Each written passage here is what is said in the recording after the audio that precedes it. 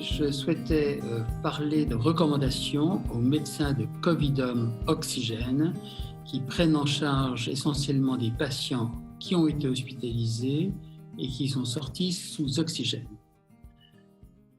Ce qui est peut-être utile, c'est de rappeler brièvement la physiopathologie de l'infection Covid-19. À gauche, ce petit diagramme emprunté à Cell 2020 du 23 juillet, explique comment SARS-CoV-2, le virus, infecte les cellules épithéliales respiratoires hautes et basses. Vous voyez que ceci passe via l'enzyme de conversion de l'angiotensine et que le degré d'infectiosité est probablement décroissant entre les cellules épithéliales nasales. Il y a une aspiration virale, ensuite un attachement aux bronches, aux bronchioles et aux alvéoles. Toujours est-il, le virus passe dans les cellules ou entre les cellules ciliées, va attaquer les pneumocytes de type 2 et va abîmer les alvéoles qui se trouvent tout à fait en distale. Ce qui est important aussi à comprendre, c'est que l'infection Covid-19 est responsable dans un deuxième temps d'un syndrome cytokinique ou d'un orage cytokinique inflammatoire. Le coronavirus va activer le macrophage qui devient mécontent, va relarguer de l'interféron gamma, des cellules dendritiques, des monocytes, va libérer un certain nombre de molécules qu'on appelle cytokines telles que IL-6 et va activer les lymphocytes, va activer au niveau des vaisseaux différents médiateurs, au niveau du foie. Et donc, cette réaction inflammatoire qui est en général responsable de l'aggravation lors de la deuxième semaine, 8e, 10e jour, et qui fait toute la gravité de la maladie. Cette diapositive explique que la pneumopathie Covid peut évoluer en fait vers un syndrome de détresse respiratoire aiguë ou SDRA. Ici, c'est un petit dessin de l'alvéole avec les pneumocytes de type 1 et de pneumocytes de type 2 qui fabriquent le surfactant, l'interstitium, les vaisseaux capillaires. Il faut bien comprendre que les rapports ventilation-perfusion permettent d'appréhender l'efficience de l'hématose du poumon. Lorsque le poumon a été agressé, une réaction inflammatoire et édémateuse survient, les alvéoles se remplissent d'eau, ainsi que l'interstitium. Ceci explique pourquoi la position dorsale ou ventrale peut améliorer les rapports ventilation-perfusion. Et en plus, il y a très probablement une activation propre à SARS-CoV-2 de la coagulation avec des thromboses et éventuellement des embolies pulmonaires. La troisième phase, c'est une phase, disons, de fibroprolifération et avec ici des séquelles à type fibreuse qui peut expliquer par conséquent des anomalies durables ventilation-perfusion. Toujours est-il, le rapport PaO2-FiO2. Je rappelle que l'air ambiant contient 21% d'oxygène et plus on enrichit avec de l'oxygène thérapeutique, cette FiO2, plus on améliore le rapport PaO2 sur FiO2. L'oxygénothérapie est donc la base du traitement symptomatique, inférieur à 4 litres minutes via des lunettes nasales, au-delà de 4 litres minutes via un masque sans réserve, et au-delà de 9 litres minutes, un masque dit haute concentration, de sorte à essayer d'augmenter la FiO2 proche de 90%. Quoi qu'il en soit, la surveillance de la fréquence respiratoire, ainsi que la saturation pulsée, d'où le petit P en oxygène, que l'on doit maintenir vers 92-95%, c'est un peu discuté, mais on va dire que c'est des chiffres raisonnables. Par contre, il faut insister sur la marge d'incertitude de la mesure, qui est de plus ou moins 2 ou 3% en fonction du type d'oxymètre de pouls utilisé. Et puis, bien entendu, lorsqu'il y a aggravation, ces malades sont transférés à l'USC ou en réanimation. On utilise l'oxygénation au début humidifiée, la CPAP qui cherche à recruter des alvéoles lésées, notamment pleines, disons, d'œdème, la VNI avec une pression expiratoire positive ou la VMPEP, ventilation mécanique, pression expiratoire positive après intubation. Et puis, lorsque les choses s'améliorent, mais pas toujours, hélas, on est en post-réanimation avec une oxygénation nécessaire à bas débit, inférieure à 4 litres minutes, sur lunettes nasales. L'oxymétrie de pouls repose sur 2 technologies. La première s'appelle la spectrométrie en lumière rouge et infrarouge. La lumière rouge, c'est 660 nanomètres. La lumière infrarouge que l'on ne voit pas à l'œil nu, c'est 920 nanomètres. Et vous voyez que le spectre d'absorption dans ces 2 lumières est différent entre la désoxyhémoglobine à courbe bleue et l'oxyhémoglobine à courbe rouge. Par conséquent, l'appareil va mesurer l'absorption ou la transmission de lumière à travers un lit pulsatile et va calculer via une opération mathématique avec une transformation logarithmique la saturation pulsée en oxygène. Par conséquent, le capteur doit être bien adhéré au doigt de sorte à éviter les lumières parasites. La deuxième technique s'appelle la plétismographie. En fait, un débit sanguin pulsatile doit être détecté entre la source de lumière rouge et infrarouge et le photodétecteur. Ici, vous avez un doigt, voici la lumière rouge et la lumière infrarouge.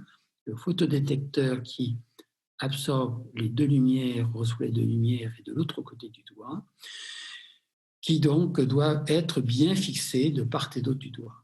Et cette absorption de lumière ou cette transmission de lumière est pulsatile. Et il faut que ce lit soit pulsatile pour que l'oxymètre de pouls donne une valeur juste. Par conséquent, le doigt doit rester plutôt immobile, de sorte à mesurer un signal stable. S'il n'y a pas de signal pulsatile, il n'y a pas de mesure possible de l'oxymétrie de pouls. Ce papier a été récemment publié dans les Annals of the American Thoracic Society et ce papier est dédié à la mesure de l'oxymétrie de pouls pour monitorer les patients avec COVID-19 et donne des recommandations pratiques. Première considération basique, la courbe de dissociation de l'oxyhémoglobine. Lorsqu'on est sur la partie plate, il peut y avoir entre A et B une toute petite variation de la saturation entre 90 et 93%, et pourtant une grande variation de la PO2, par exemple de 100 à 60 mm de mercure. En néonatologie, nous sommes très inquiets lorsque la saturation dépasse 96-97% parce que la PO2 peut être jusqu'à 150-300 mm de mercure avec des inconvénients chez les petits prématurés. Ensuite, dans cette partie plate de la courbe de dissociation de l'hémoglobine, il y a pratiquement une droite avec une liaison entre la saturation et la PO2. Vous voyez que par conséquent, dans ces valeurs basses, on a des difficultés à mesurer. En effet, lorsqu'on valide in vivo la mesure de saturation pulsée en oxygène versus une saturation artérielle en oxygène mesurée par un cathéter artériel ou par d'autres techniques encore, eh bien, pour qu'un oxymètre de pouls soit fiable, il faut que, utilisant la méthode statistique de Bland et Altman, eh bien, à plus ou moins 2 déviations standards, on soit le plus proche possible de la valeur 0, qui est la valeur mesurée moins la valeur de référence divisée par la valeur de référence. Dans ce cas-là, ces oxymètres de pouls ont une dispersion des valeurs tellement importante, parfois plus importante vers les valeurs basses, qu'ils sont considérés comme non fiables, notamment dans les valeurs basses, par exemple les cardiopathies cyanogènes et choses comme ça. Par conséquent, la mesure de la saturation pulsée en oxygène doit être faite au repos avec une respiration calme. Il faut mettre le capteur sur l'index ou le médius de la main réchauffée, éviter les vernis à ongles de couleur, n'utiliser les valeurs que si le signal de pouls est fort. C'est facile dans les oxymètres de pouls dits médicaux où il y a en fait un bar graphe ou au contraire une courbe sinusoïdale qui est synchrone ou pouls. C'est plus difficile avec les petits oxymètres de pouls dits portatifs. Il vaut mieux attendre quelques minutes la stabilisation des valeurs puisque le calculateur incrémente par valeur toutes les 20 secondes les valeurs qui se stabilisent. Et enfin, les recommandations, c'est de mesurer les valeurs de saturation pulsée en oxygène et de fréquence cardiaque associée à la fréquence respiratoire 2 à 3 fois par jour pour guider une oxygénothérapie à domicile. En effet, l'infection Covid-19 peut donner des conséquences à long terme. Les plus fréquents, c'est fatigue, dyspnée d'effort. Et souvent, les patients que nous suivons se plaignent d'être gênés à l'effort pendant plusieurs jours, voire plusieurs semaines. Parfois, des douleurs thoraciques et musculaires qui peuvent donner le change avec des douleurs cardiaques d'ailleurs. Il peut y avoir une atteinte myocardique avec une élévation de la troponine, des thromboses veineuses et pulmonaires, ce qui fait que devant une aggravation, il faut éventuellement se méfier d'embolie pulmonaire ou de thrombose veineuse. Voilà. En respiratoire, avec une fibrose pulmonaire, voici ici ce qui a été publié dans Thorax tout à fait récemment, qui montre qu'à 26 jours de vie, voici la coupe de scanner au niveau de la carène. Et vous voyez qu'il y a encore des plages dépolies et surtout des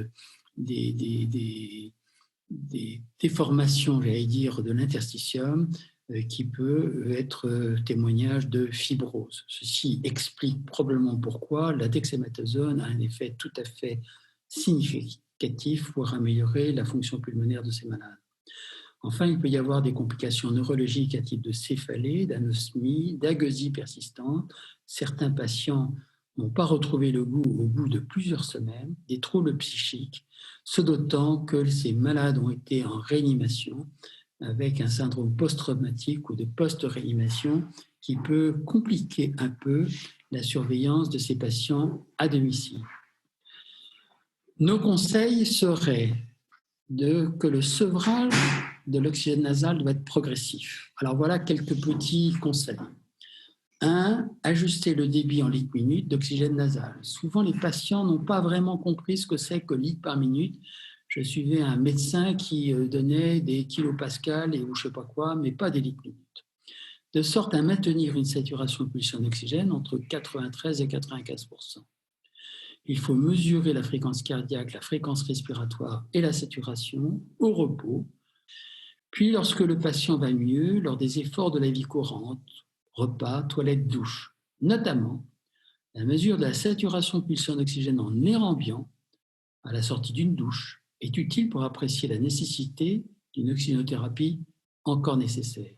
En effet, si la saturation pulsée est inférieure à 90%, la PaO2 est probablement inférieure à 60 mm de mercure. Et par conséquent, ceci définit la nécessité d'une oxygénothérapie qui doit durer. Peut-être profiter de l'existence d'un escalier intérieur, mais j'ai déjà testé sur certains patients qui étaient dans un appartement d'aller dans les cages d'escalier, évidemment avec un masque, de façon à ne pas contaminer les autres, et de tester la tolérance à l'effort en mesurant la fréquence respiratoire avant et après et la saturation pulsée avant et après. On peut éventuellement plus tard profiter des sorties autorisées, notamment à l'occasion de courses. Parfois, les patients sont seuls et ont besoin de faire leurs courses pour apprécier le périmètre de marche en 6 minutes. Les périodes de sevrage doivent être progressives. Il faut peut-être envisager de conserver une oxygénothérapie nocturne, ce d'autant qu'un certain nombre de patients adultes ont des syndromes d'apnée obstructive avec des désaturations significatives. C'est compliqué puisque lorsqu'on dort, on ne sait pas comment l'on dort. Enfin, attendre quelques jours sans oxygène avant de clore définitivement un suivi Covidom oxygène et de pouvoir remercier le patient puisque au fur et à mesure qu'un dialogue se fait par téléphone, parfois par SMS, et ça m'est arrivé aussi par visioconférence via FaceTime ou d'autres moyens, d'avoir une véritable complicité établie avec les patients que l'on suit, ce qui est probablement le meilleur des remerciements que les patients peuvent vous faire parce qu'ils vous disent, pour une fois, les médecins m'ont écouté.